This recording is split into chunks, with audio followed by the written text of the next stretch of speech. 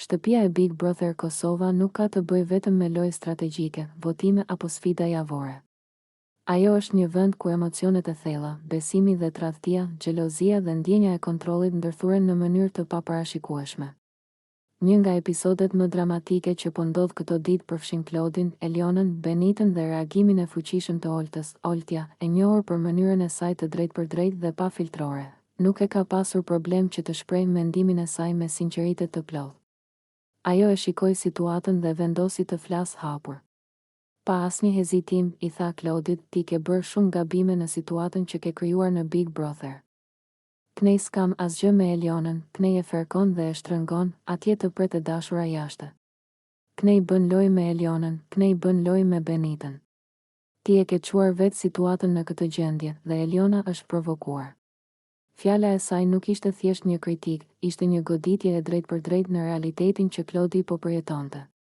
Situata kishte nisur të dilte jashtë kontrollit dhe Oltja e vuri në dukje se çdo veprim i tij kishte një ndikim të drejtpërdrejtë te emocionet e banorëve të tjerë. Ajo nuk ishte e interesuar për marrëdhëniet e jashtme të Klodit ose për atë që ndodhte jashtë shtëpisë, ajo fliste për efektet reale brenda shtëpisë. Për mënyrën si veprimet dhe lojrat e tij po trondisnin dinamikën e brendshme. Për Klodin, kjo ishte një sfidë e vështirë. Ai nuk e kishte menduar situatën në këtë mënyrë. Për të, veprimet e tij ishin të pandërgjegjshme dhe shpesh spontane, pa një strategji të qartë. Por tani, përballë Oltës dhe kritikës së saj të drejtpërdrejtë, ai duhej të pranonte pasojat e sjelljes së tij. Një veprim që mund të ishte dukur i thjesht, një buzëqeshje, një afërsi, një flirt i vogël, tani po interpretohej si provokim dhe manipulim nga disa banorë të tjerë. Eliona, nga ana tjetër, ishte në një gjendje shumë të ndjeshme. Lotët dhe emocioni i saj ishin pasqyrë e tradhtisë së perceptuar dhe keqkuptimeve që kishin lindur brenda shtëpisë. Ajo ndjeu se situata ishte jashtë kontrollit, se ndjenjat e saj po përdoren si lojë dhe se ajo nuk po trajtohej me respektin që meritonte. Oltja e theksoi këtë qartë, veprimet e Klodit e kishin provokuar Elionën, dhe ajo nuk mund të qëndronte e qetë përballë lojës dhe ndërhyrjeve të tjerëve, sidoqoftë, situata nuk është vetëm për emocione. Ajo është edhe një analizë e dinamikës dhe strategjisë brenda shtëpisë. Klodi kishte vepruar pa menduar plotësisht për pasojat, ndërsa Eliona kishte reaguar emocionalisht. Benita, nga ana tjetër, duke qenë një banore e vëmendshme dhe shpesh xheloze, kishte shtuar tensionin me prezencën dhe reagimet e saj. Çdo element ishte pjesë e një mozaiku kompleks që krijonte një situatë të ndërlikuar emocionale dhe psikologjike brenda shtëpisë. Oltja e bëri gjithashtu të qartë se situata nuk ishte thjesht një çështje mes dy personazh. Ajo përfshinte ndërveprime të shumëfishta, Klodi, Eliona, Benita dhe madje edhe perceptimi i publikut dhe i kamerave. Çdo veprim kishte pasoja dhe çdo ndërhyrje, qoftë lojë, flirt apo buzëqeshje e thjeshtë, mund të interpretohej në mënyra të ndryshme. Ndërkohë, Klodi ishte duke reflektuar mbi atë që kishte bërë dhe mbi mënyrën si veprimet e tij kishin ndikuar mbi imazhin dhe marrëdhëniet e tij brenda shtëpisë. Ai pranoi se kishte bërë gabime dhe se situata ishte përkeqësuar nga disa interpretime dhe reagime të tjerëve, por gjithashtu shpjegoi se ndonjëherë situata nuk mund të menaxhohet plotësisht në një ambient ku çdo gjë shihet nga të gjithë dhe ku emocionet shpesh janë të ndezura. Eliona, duke qarë, ndjeu një kombinim të ndjenjave, besim të thyer, zemërim, xhelozi dhe një farë tradhtie emocionale. Për të, situata ishte një provat e asaj se sa e komplikuar mund të bëhet një marrëdhënie kur është nën presionin e shtëpisë dhe ndikimeve të tjerëve. Ndërkohë, ajo gjithashtu filloi të kuptoj se disa reagime ishin shkaktuar nga lojrat dhe provokimet e Klodit, si dhe nga ndërhyrjet e Benitës. Në këtë moment, publiku dhe banorët e tjerë po e shihnin qartë një fenomen që ndodh shpesh në Big Brother, emocionet e përziera dhe ndjenja e manipulimit. Një person mund të jetë i sinqert, por veprimet e tij mund të interpretohen gabimisht. Një person mund të reagojë emocionalisht, por reagimi mund të shërbejë si provokim për të tjerët, ndërsa një i tretë mund të shtojë tension me xhelozi ose mendime të paqarta. Kjo krijon një situatë komplekse, ku çdo element ndikon te të tjerët dhe çdo ndjenjë ka pasoja reale. Oltja, duke folur hapur dhe pa rezervë, i dha të gjithëve një refleksion të qartë. Situata ishte prodhuar nga veprimet e Klodit dhe ndërhyrjet e të tjerëve, por ndikimi mbi Elionën ishte i dukshëm dhe i pashmangshëm. Ai duhet të marrë përgjegjësi për gjërat që ka bërë, për mënyrën se si ka ndërvepruar me të tjerët dhe për si ka krijuar këtë tension brenda shtëpisë. Kjo ngjarje është një shembull i fuqishëm i kompleksitetit emocional dhe social brenda Big Brother Kosova. Ajo tregon se si besimi, tradhtia, xhelozia, lojrat dhe ndërhyrjet e të tjerëve mund të ndërthuren në mënyrë të paparashikueshme. Ajo tregon se si një situatë që duket e thjeshtë mund të kthehet në një sfidë të madhe emocionale dhe strategjike për banorët. Në fund, kjo situatë nuk është vetëm për emocionet momentale. Ajo është një reflektim mbi atë se si njerëzit reagojnë ndaj gabimeve, si menaxhojnë ndjenjat e tradhtisë ose të provokimit, dhe si ndikimi i të tjerëve mund të intensifikojë situatën. Klodi, Eliona dhe Benita po përjetojnë një kombinim të ndjenjave komplekse. Ndërsa Oltja shërben si zëri i racionalitetit, duke treguar se ndonjëherë dikush duhet të marrë guximin për të thënë të vërtetën edhe kur ajo është e vështirë për t'u dëgjuar. Ky episod është një mësim për të gjithë, se në Big Brother, çdo veprim ka pasoja, çdo ndjenjë është e dukshme, dhe çdo marrëdhënie mund të tronditet nga keqkuptimet, xhelozia dhe ndërhyrjet e të tjerëve.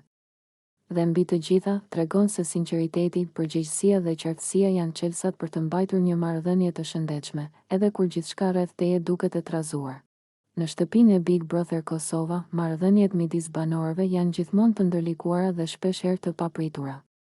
Momente si këto që po përjetojnë Eliona dhe Klodi tregojnë se sa e komplikuar mund të bëhet një lidhje kur emocionet, keqkuptimet dhe ndërhyrjet e të tjerëve përzihen në një ambient ku çdo gjë është nën vëzhgimin e kamerave dhe publikut. Situata ka nisur nga një diskutim i thjeshtë, por që ka marrë dimensione më të mëdha sepse përfshin ndjenja të thella dhe besim të dhënë pa rezervë. Klodi, në një moment reflektimi, pranoi se kishte pasur diçka jashtë shtëpisë, unë ai kam thënë se kam pas një tjetër jashtë. Por Eliona, e cila deri në atë moment kishte besuar Klodin, ndjeu një tronditje të madhe. Për të, kjo ishte si një thik pas shpine. Një moment i qetë dhe i sigurt që kishte besuar gjithmonë se marrëdhënia e tyre ishte e sinqertë, u bë papritur një vrim e thellë. Ajo filloi të ndjej dhimbje dhe zhgënjim, nuk më ka thënë. Më ka gënjur dhe unë kam besuar. Këto fjalë nuk ishin thjesht reagimi një personi të zhgënjur, ishin manifestimi i besimit të shkelur, i ndjenjes së tradhtisë emocionale. Lotët e saj filluan të rridhnin dhe emocionet u bën të pamundura për t'u kontrolluar. Por kjo nuk ishte vetëm çështje e Klodit ose e së kaluarës së tij jashtë shtëpisë. Përplasja ishte shumë më e gjerë dhe u përforcua nga xhelozia e Benitës, e cila, për shkak të ndjesive të saj dhe përkushtimit të saj ndaj marrëdhënies me Klodin, ndikoi indirekt që Eliona të ndjente dhimbje dhe pasiguri. Eliona nuk e pranoi lehtë këtë realitet. Lotët e saj nuk ishin vetëm për tradhtinë e supozuar, por edhe për sensin e trishtimit që lind nga mashtrimi dhe keqkuptimi. Ajo ndjej e tradhtuar, e manipuluar dhe në një farë mënyre e vetmuar në shtëpinë ku çdo gjë shihej nga të gjithë. Në një ambient kaq të hapur dhe të ekspozuar, ndjenjat bëhen shumë më të ndjeshme dhe çdo gjest ka peshë të madhe. Klodi, nga ana tjetër, u përpoq të shpjegonte veten.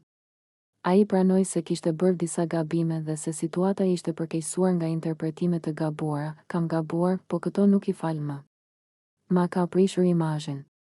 Ju pyetni, dini, unë një person nuk e kam manipuluar një muaj e gjysmë. Pjesa e buzëkuqit është hajgare. Mua më pengon fakti që më thua, ke qenë i sinqert, dhe pastaj ma bën mas krahas. Unë kam bërë disa gabime, po këto nuk i fal. Këto fjalë tregojnë kompleksitetin e situatës. Klodi nuk po përpiqej të shpëtonte veten nga përgjegjësia, ai po shpjegonte ndjenjat e tij të përzira. Ai pranon se ka bërë gabime, por gjithashtu ndjen një peshë të padrejtë nga akuzat e forta që po i drejtohen. Për të, situata nuk është vetëm një problem personal, por edhe një sfidë për imazhin e tij, reputacionin dhe mënyrën se si publiku dhe banorët e tjerë e perceptojnë atë. Nga ana tjetër, Eliona, duke qartë dhe duke u ndjerë e tradhtuar, është një shembull i qartë se emocionet në Big Brother Kosova nuk mund të mbahen gjithmonë nën kontroll. Ajo ndjeu një kombinim të ndjenjes së dhimbjes, xhelozisë dhe pasigurisë që shpesh vjen kur besimi thyet. Lotët e saj nuk ishin vetëm për faktin se Klodi kishte një të kaluar, por sepse ajo ndjej se nuk kishte qenë e qartë ose e sinqert ndaj saj në mënyrën që ajo e meritonte. Situata u përkeqësua edhe më shumë nga ndërhyrjet e të tjerëve. Vajzat e shtëpisë, të ndikuara nga xhelozia ose perceptimet e tyre, e shtyn Elionën drejt emocioneve më të forta.